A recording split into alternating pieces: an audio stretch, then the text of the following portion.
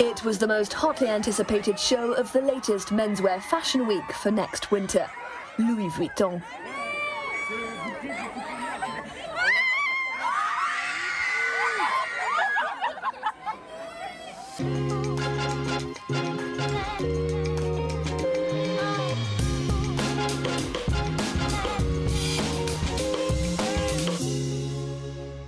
Acrobats, athletes and dancers came together for an exceptional show dedicated to the label's creative director, Virgil Abloh, who died of cancer on the 28th of November 2021.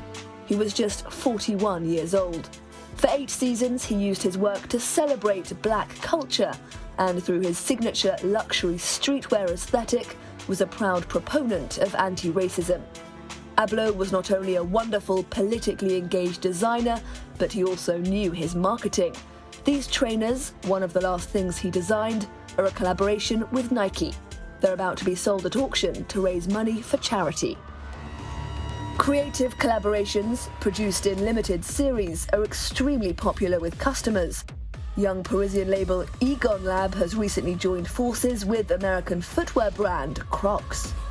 It's a label that shares our values of inclusivity, diversity, the value of creativity. That's why we decided our two worlds could work well together.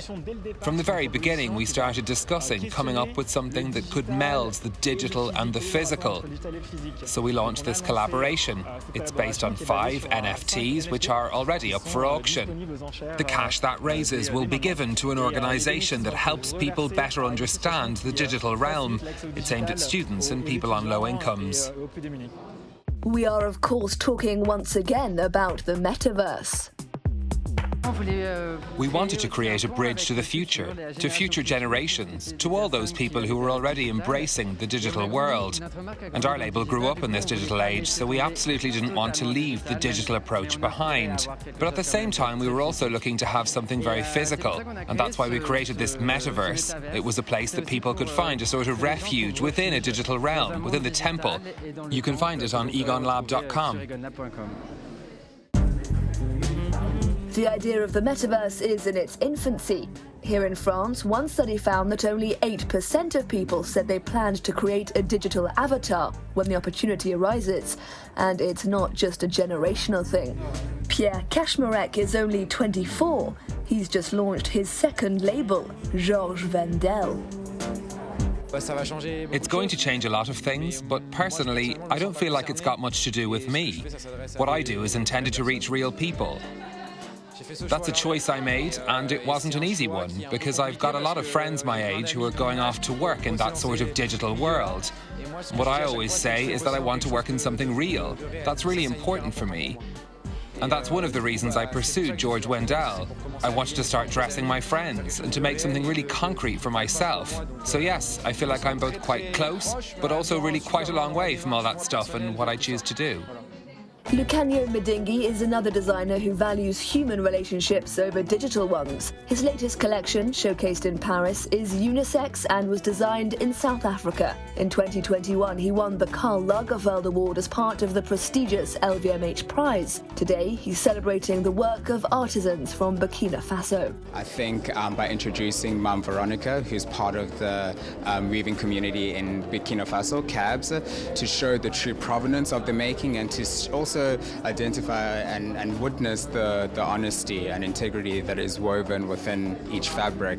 And yeah, that's what we wanted to really expand upon more than anything else. I think for the longest time, people have always seen the items and the clothes, but there's such a layered story behind the making, and it's human networks and it's human beings and it's a community and it's a collective. So having the opportunity to create a space such as this and to bring one of the mothers and for people to actually see the craft development behind everything, and yeah, that's what we want, and that's something that we want to expand on.